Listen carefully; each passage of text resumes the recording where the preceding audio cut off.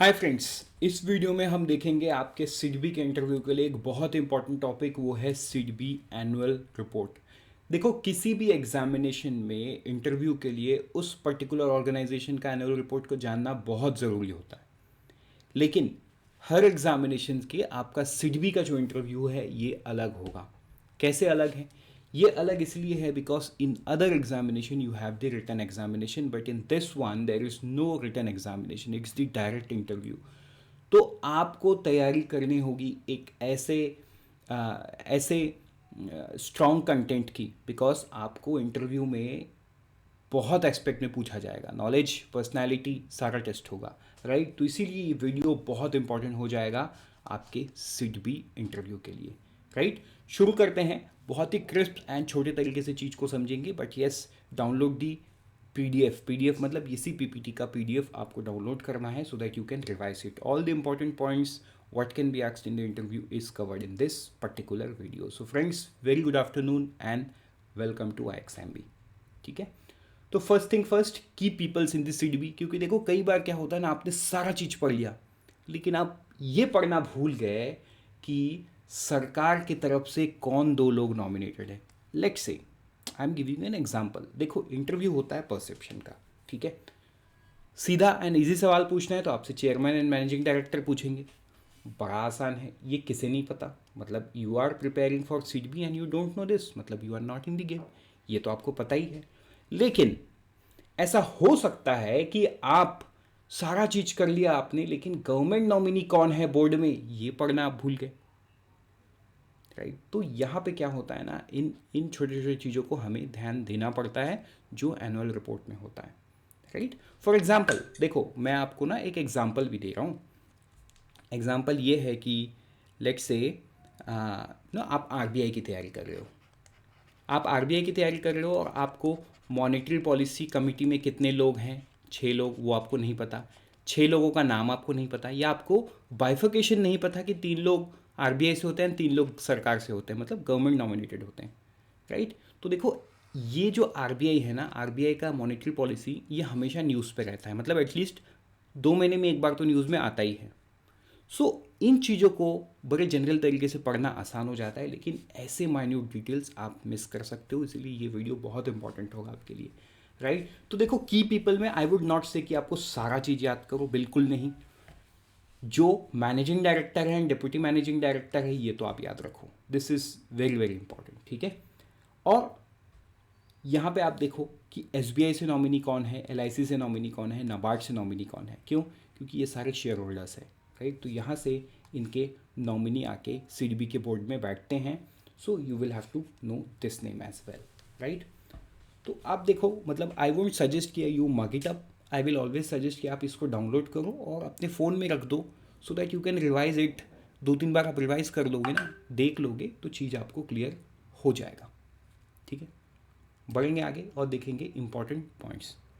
अब important points में क्या है, देखो, इंपॉर्टेंट पॉइंट्स में ये है कि सिडबी का कंट्रीब्यूशन। अब देखो, एग्जैक्टली सिडबी का कंट्रीब्यूशन यहाँ पे नहीं है, लेकिन सिडबी किस सेक्टर के लिए काम करता है, किस सेक्टर के ग्रोथ के लिए काम करता है। तो आपने अगर यूनियन बजट आपको ध्यान होगा तो, क्योंकि वो थोड़ा पुराना हो गया है, सो आई टेंट कि आप शायद भूल गए हो कि एमएसएमई को उसमें क्या बोला गया। एमएसएमई को उसमें बोला गया ग्रोथ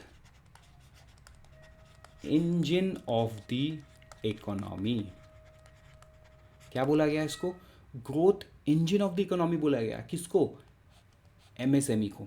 तो सिड भी एमएसएमई को और हेल्प करने के लिए, एमएसएमई सेक्टर को और रोबस्ट बनाने के लिए काम करता है, राइट। तो it's an AIFI which works completely towards the MSME sectors and its development. इस प्रकार से आप समझ सकते हो। तो यहाँ पे देखो, जो रोल है सिडबी का इन द इकोनॉमी, ऑब्वियसली उसका मेजर क्या होगा? उसका मेजर तो यही होगा ना कि एमएसएमई सेक्टर के साथ क्या हुआ है। बिकॉज एमएसएमई सेक्टर का सुपरवाइजर कौन है? सीडबी है। मतलब एमएसएमई सेक्टर के अच्छा बुरा सारा चीज़ कौन सोचता है? एमएसएमई। उनको हर बुराइयों से बचाना, उनको और अच्छे डायरेक्शन में लेके जाना, ये कौन करता है? सीडबी करता है। तो ऑब्वियस से बात है, सीडबी क्या किया है इकोनॉमी में, इस चीज़ का मेजर कहाँ से आएगा, इस चीज़ का मेजर आएगा एमएसएमई सेक्टर के मेजरमेंट से। तो अगर आप जीडीपी में देखोगे एमएसएमई का जो शेयर है, शेयर ऑफ एक्सपोर्ट्स, ये बहुत ज़्यादा सिग्निफिकेंट है। 48% contribution to the export and GDP में 30%। तो हम बोलते हैं ना वन थर्ड, तो it is nearing one third. 48% मतलब कैन यू बिलीव, 48% छोटे छोटे बिजनेस जो कि एमएसएमई में आते हैं वो एक्सपोर्ट कर रहे हैं, राइट। लेकिन एज ए लेमैन हमें क्या दिखती है, सिर्फ बड़ी कंपनियां, लेकिन हमें ये भूल जाते हैं कि 48% मतलब देखो 50%, 48% कॉन्ट्रीब्यूट्स एमएसएमई। तो ये डेटा आपके टिप ऑफ द टंग होना चाहिए, else you can be asked कि कंट्रीब्यूशन क्या है जीडीपी में। तो आप बताओ, as per the annual report it's 30%, right. What is the share of export, as per the annual report it's 48%, it's the exact number, right. तो इस तरीके से आपको पढ़ना भी है, चीज़ों को टिप ऑफ द टंग रखना भी है, ताकि आपसे जब सवाल पूछा जाए इंटरव्यू में आप दे पाओ जवाब, ठीक है। तो इस तरीके से इंपॉर्टेंट पॉइंट्स और आगे देखेंगे। एक इंपॉर्टेंट पॉइंट ये है, जो एनुअल रिपोर्ट है ना वो 2 की ट्रेंड्स की बात करता है, 2 की ट्रेंड है, ठीक है। अब ये क्या 2 ट्रेंड है, सबसे पहला है डिजिटलाइजेशन। डिजिटलाइजेशन मतलब जैसे कि यूपीआई, सीबीडीसी, ठीक है, ई रूपी, सो ऐसे अलग अलग जो भी डिजिटलाइजेशन के टूल्स एंड टेक्निक के वजह से डिजिटलाइजेशन हो रहा है एंड हुआ है इकोनॉमी का, राइट, उसके बारे में बात करता है। So growth story of India as per the SIDBI in its 2 trend, एक है डिजिटलाइजेशन। डिजिटलाइजेशन की वजह से ये जो बूस्ट है ये और मिल रहा है and they are leveraging it. किस तरीके से वो लिवरेज कर रही है ये तो हम आगे देखेंगे, राइट। दूसरा ट्रेंड है वो है mission life, lifestyle for environment. देखो मैं आपको थोड़ा सा भी दूसरा बात बोलूँगा COP 26 के बारे में। COP 26 में पंचामृत, आपको ध्यान होगा ये 2 साल पुराना चीज़ है। प्राइम मिनिस्टर ने देश के सामने कुछ बड़ा बड़ा टारगेट्स रखा था। मैं 2 की बात करूँगा, एक है 2030 तक हम 50% कार्बन न्यूट्रल होंगे, ठीक है, और नेट ज़ीरो हो जाएंगे हम 2070 तक। ये 2 सबसे बड़ा टारगेट है। तो देखो ये जब प्राइम मिनिस्टर ने देश के सामने टारगेट रखा है, do you really think it is the only responsibility of the government? बिल्कुल नहीं। ये अकेले सरकार तो कुछ नहीं कर सकती, मतलब the government can not do anything on its own. तो इसीलिए मिशन लाइफ को लॉन्च किया गया। अब ये मिशन लाइफ है क्या? देखो, lifestyle for environment, mission life का मतलब ये है, इसको भी गवर्नमेंट ने लॉन्च किया एज ए यूथ। देखो आप भी एक यूथ हो, मैं भी एक यूथ हूँ, right. What changes we should bring in our life style so that what we do is sustainable, what we do is environmental friendly. समझ रहे हो ना? That is mission life style. देखो अब एग्जाम्पल, मतलब मैं आपको ना कुछ लेमैन एग्जाम्पल देता हूँ ताकि चीज आपको और क्लियर हो। For example, you know, if I have to buy a car, I have 2 option. Let's say I have 3 option. एक है मैं ईवी खरीदूँ, इलेक्ट्रॉनिक व्हीकल, एक है मैं पेट्रोल इंजन खरीदूँ, एक हो मैं डीजल इंजन खरीदूँ। अब देखो मेरे चॉइसेस पे डिपेंड करेगा मेरा कार्बन फुटप्रिंट क्या है एनवायरनमेंट में। You are understanding? This is mission life. मान के चलो अब अगर मैंने डीजल चूज किया तो मतलब I am not doing something which is sustainable in the environment, nothing sustainability कुछ नहीं कर रहा हूँ, क्योंकि डीजल में एमिशंस बहुत ज़्यादा हाई है, बहुत ही ज़्यादा। So I will have to choose things on those side, क्योंकि देखो अब हर चीज़ का अलग अलग है, डीजल का अलग है, पेट्रोल का अलग है, ईवी का अलग है।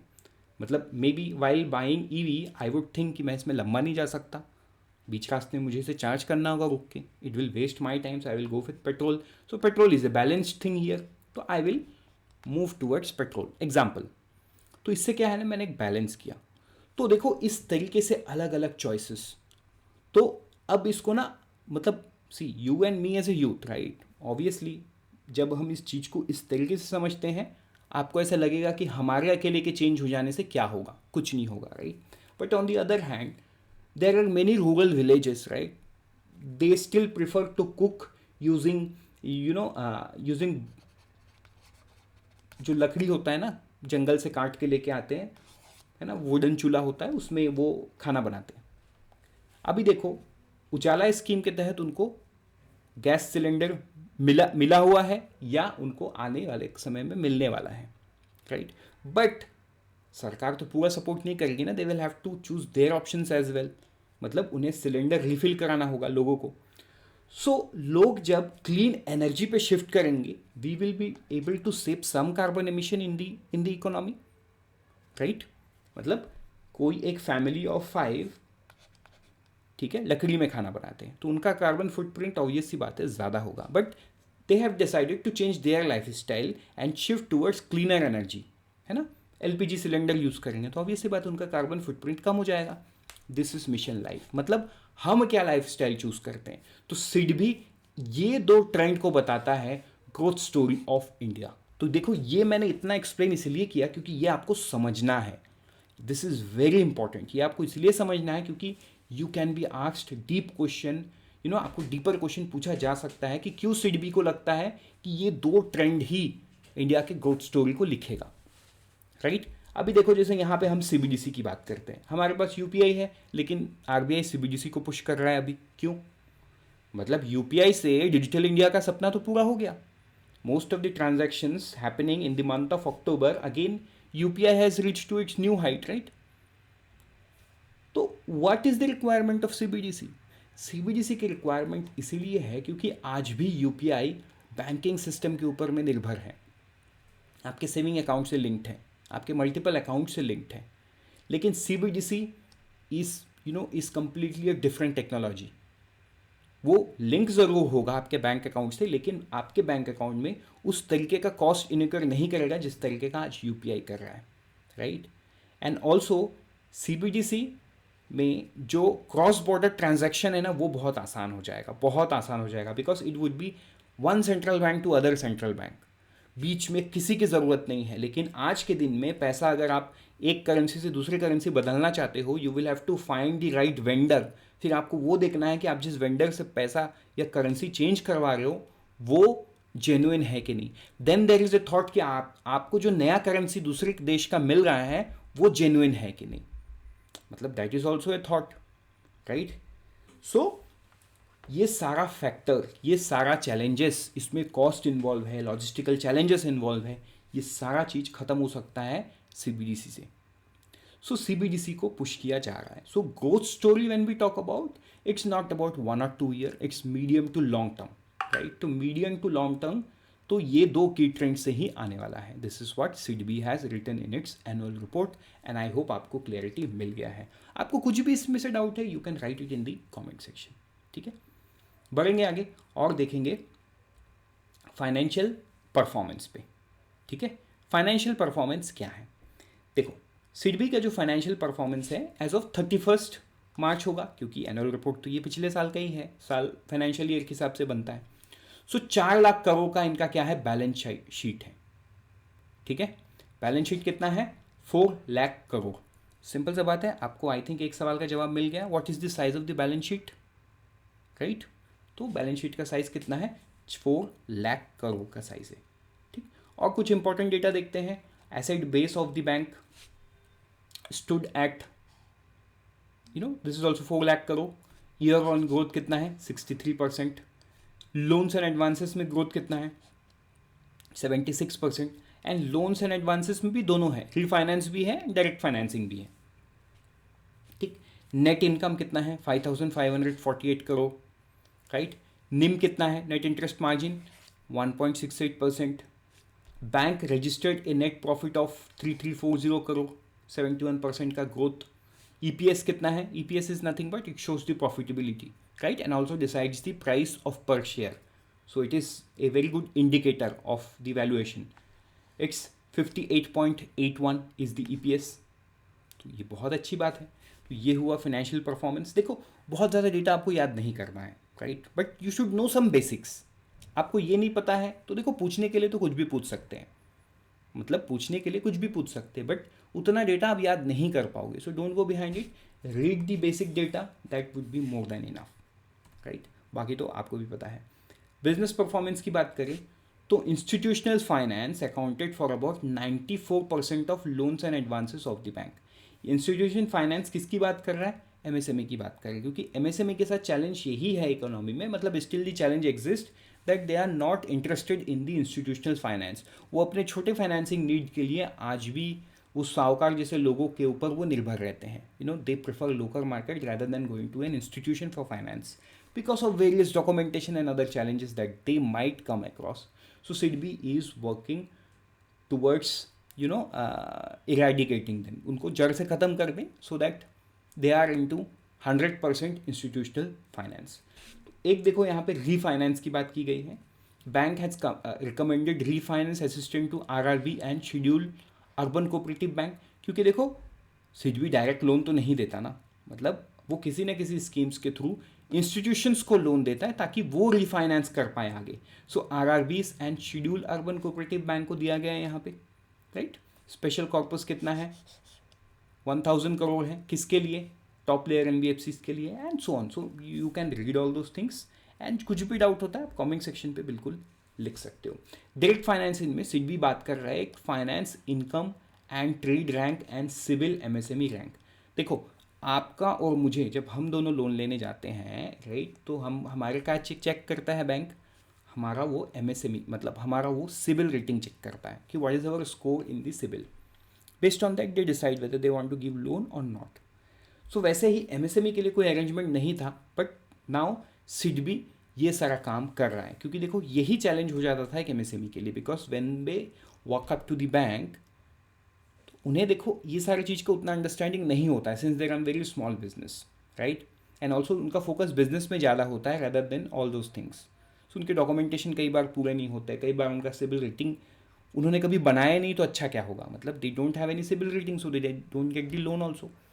सो ये भी एक फैक्टर है, इन फैक्टर्स को सिडबी इस तरीके से दूर कर रहा है। SIDBI CIBIL MSME rank CMR to accord sanction through a straight through process which is expected to boost the digital lending. Digital lending करना आसान हो जाएगा इसमें सिडबी को, on the tap of the mobile phone credit available होगा, right. तो ये सारा काम सिडबी डायरेक्ट फाइनेंसिंग में कर रहा है। तीसरा हो गया green finance, right, very important. हमने 2 ट्रेंड्स में बात की थी मिशन लाइफ की, तो सिडबी क्या कर रहा है, तो देखो the green finance portfolio of SIDBI grew 16x times in financial year 23, which is expected to lead to energy savings of 330 gigawatt hour per annum, right. तो सिडबी का जो ग्रीन फाइनेंस पोर्टफोलियो है ये 16 टाइम्स बड़ा है। तो यही सवाल आपसे पूछा जा सकता है या आप बता सकते हो इट्स 16 टाइम्स, ठीक है। अब चलते हैं program for developmental and impact. यहाँ पे entrepreneurship development has been a priority area for the bank, क्योंकि देखो MSME is all about entrepreneurship, right. तो उनके डेवलपमेंट का ही मतलब सारा काम सिडबी करता है, जैसे कि मैंने पहले भी बताया। सो सिडबी का जो प्रायोरिटी एरिया है यही है entrepreneurship development. In financial year 23 the pilot scheme of Swavalamban connect Kendras SKCs working as the counselling centres placed at 100 districts across 5 state, ठीक है। 100 डिस्ट्रिक्ट अक्रॉस 5 स्टेट इसने पॉजिटिव रिजल्ट सिडबी को दिया है। तो ये आपको ध्यान देना होगा, 100 डिस्ट्रिक्ट्स अक्रॉस 5 स्टेट्स सिडबी ने ये काउंसिलिंग सेंटर चलाया है। उसके बाद फाइनेंशियल ईयर 24 में इसको स्केल अप सिडबी ने किया है पूरे पैन इंडिया पे, बट हाँ डेटा तो अवेलेबल नहीं है, क्योंकि डेटा अवेलेबल अगले साल के रिपोर्ट में होगा, राइट। तो इस पे बेसिकली स्टेम एजुकेशन को प्रायोरिटी दिया गया है, skill to enterprise model etcetera etcetera. Third thing is SIDBI has signed an MOU with 5 universities to this effect. Obvious सी बात है, ये सारा चीज़ फेलिशिएट करवाने के लिए लोग चाहिए होगा, तो SIDBI has signed an MOU with 5 universities ताकि इसमें काम हो सके, राइट। अब फेलिशिएटेड रोल ऑफ सिडबी, इसके बारे में समझते हैं। इसमें ऐसा है कि बहुत सारे अलग अलग इनिशिएटिव्स हैं, जैसे उद्यमी असिस्ट प्लेटफॉर्म, इसमें सिडबी ने क्या किया, 13 लाख लोगों ने इसमें रजिस्टर किया है।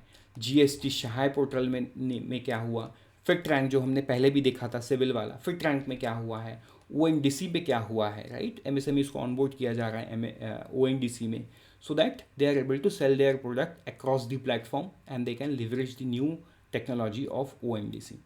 तो ये सारा काम सिडबी ने एज ए फेलिशिएटर किया है। देखो आपको इन चीज़ों को पढ़ना है और जो भी डाउट होगा आपको लिखना है, ठीक है। अब कुछ की डेटा देख लेते हैं, सम की डेटास फ्रॉम दी MSME।